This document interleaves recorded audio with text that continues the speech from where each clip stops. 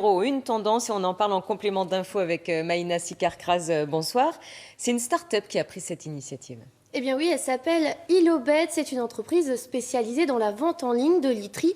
Elle est installée à Roubaix dans un incubateur de start-up et en juin dernier, elle a décidé de lancer cette chambre un peu particulière pour les 200 employés.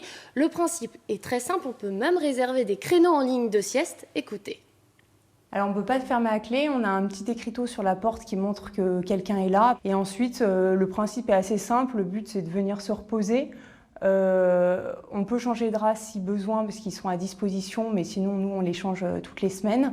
Et après on met à disposition du thé, des mots croisés, des petites revues, voilà, tout est possible pour se reposer. Et on a le droit, Maïna, de dormir au bureau ? Eh bien, en France, il n'existe pas vraiment de loi à ce sujet. Tout dépend du règlement intérieur de son entreprise. Alors, dans la région, difficile de compter le nombre d'entreprises qui pratiquent la sieste au travail. Vraisemblablement, elle se compterait sur les doigts de la main. Mais pourtant, on le sait, les bienfaits sont nombreux. Les bienfaits sont nombreux. Selon des chercheurs américains de la NASA, faire une sieste de 20 minutes, cela augmenterait de 35% la productivité au travail.